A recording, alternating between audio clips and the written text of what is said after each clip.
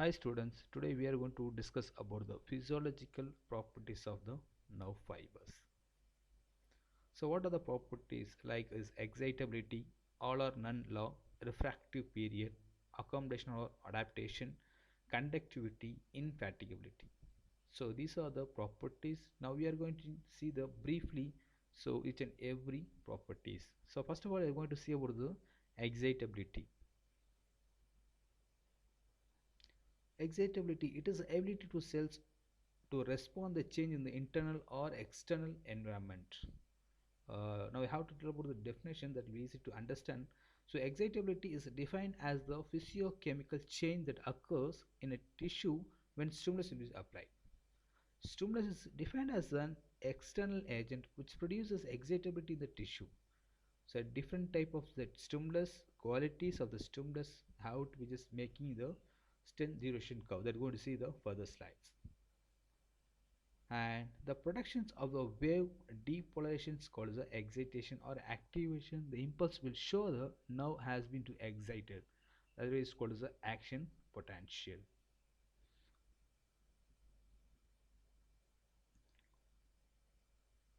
The nerve fibers have a low threshold for excitation than the other cells. The response are due to the stimulation of the nerve fiber. When a nerve fiber is stimulated as based on the strength of stimulus. So the strength of stimulus, they have to be segregated the two type. One is the action potential of the nerve impulses, other one is the electrotonic potential, which means the local potential. There is a two segregation. One is the action potential, another one is the local potential. So first of all, we are going to see about what is the action potential. So let's see the next slide. So now action potential. The action potential develops in a nerve fiber when it is stimulated by a stimulus with adequate strength. Adequate strength of stimulus is necessary for producing the action potential in the nerve fiber is known as a threshold. Actually, in our body, we have to maintain the normal resting membrane potential, which means the resting state. So we have there's a membrane potential. So whenever there is stimulus have to be stimulated, they have to be just produces the action potential. So the action potential is going to be propagated like this. So at the times, what are things will be happen? So sodium voltage gated channels will be open. The more sodium channels are going to open and the sodium floods into the neuron. So it's going to be from this type. The resting moment potential presence in the -70. And once the strength will be the strength stimulus have to be just stimulated here.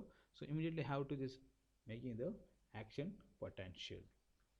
So next we are coming for this when the stimulus with the subliminal strength is applied, only the electrotonical potential develops and the action potential does not develop, which means the local potential. Okay, the action potential is a nerve fiber. It is similar to that in the muscles. Actually, the action potential in muscle fiber is in the, we are going to see about the b what are the things which we started from the resting membrane potential. The resting membrane potential in the nerve fiber is a -70 millivolt. The firing level, which means the threshold level, the threshold is at the -55, okay, millivolt, and depolarization ends at this +35 millivolt. So the usually the action potential starts as the initial segment to the nerve fiber. The factor affecting excitability, they have these two parts. One is the strength and duration of stimulus, effect of the extracellular calcium channels, calcium ions. And first of all, we're going to see about what is the strength duration curve. The relationship between the strength of the stimulation's current and the duration it must be applied to produce the response is called the strength duration curve. So here they have to give the strength and here they have to just mention the durations. So next we are going to see about this weakest current strength which can excite a tissue if allowed to flow through it for an adequate time is called as a rear base. The time for which it must be applied is the utilization time. The length of the time for which current of twice rear base is intensity must be applied to produce a response is called as a chronaxy.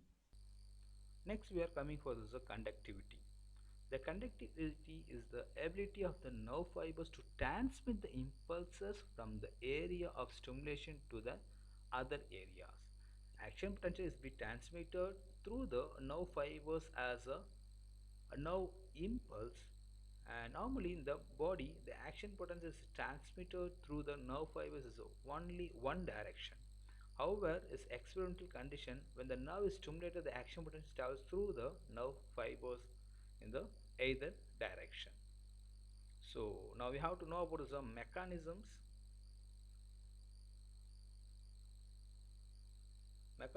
of this conduction of action potential, which means the conductivity.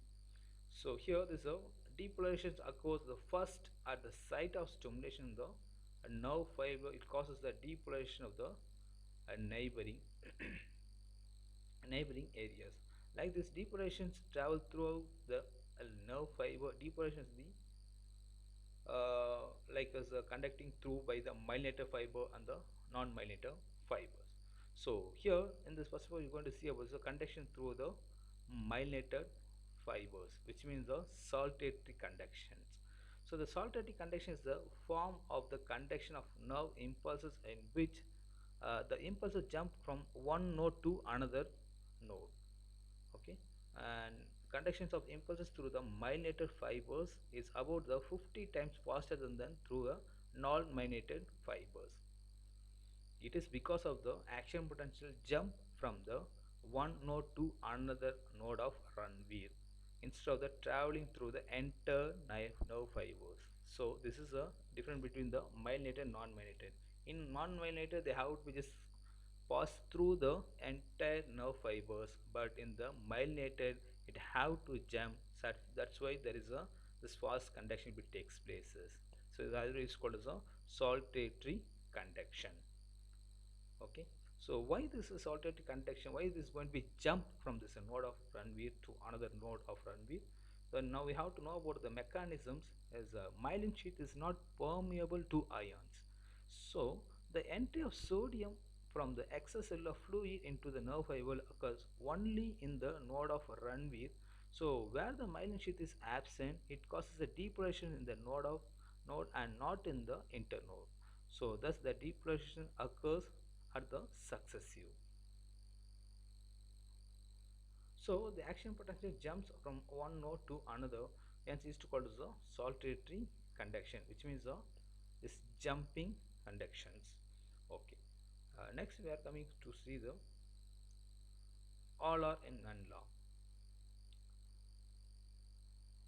So all or none law, it states that when the nerve is stimulated by the stimulator is giving this maximum response or it does not, they have to be completely absent.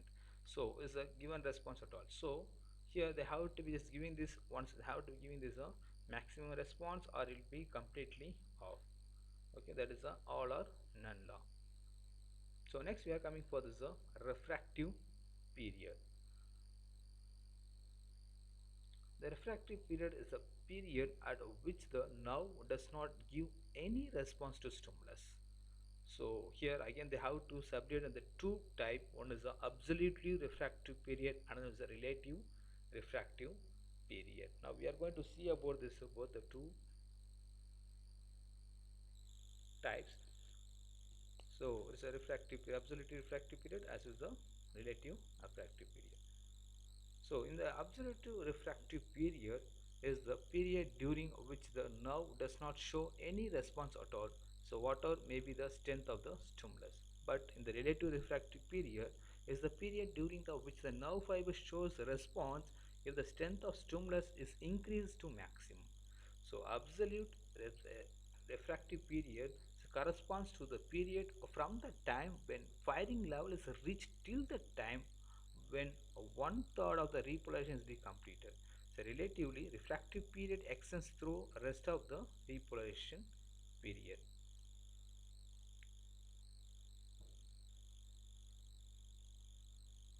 So next we are coming to see the adaptation, or is called the accommodations. So here when the stimulating the nerve fibers continuously, the excitability of the nerve fiber is greater in the beginning. Later on, the response decreases slowly, and finally, the nerve fiber does not show any response at all. This phenomenon is also called as the accommodation, or is called the adaptations. So here, so what is the causes? So how come it's going to be occurs? So here, so when a nerve fiber is stimulated continuously, the depression occurs is continuously. So continuous depression inactivates the sodium pump and increasing the efflux of potassium ions. So that's the reason the ionic basis is mentioned due to the depression forces. When overwhelmed the depression forces, this action potential is not produced. So next we are coming for this infatigability. The nerve fiber cannot be fatigued even if it is stimulated continuously for a long time. The reason is that nerve fiber can conduct only one action potential at a time. So at the time it is a completely refractory and does not conduct another action potential. So that is a infatigable. The nerve fibers cannot be able to fatigue even if it is stimulated for a long time, as no fresh action potential can be generated nor conducted during the absolute refractive period of first action potential.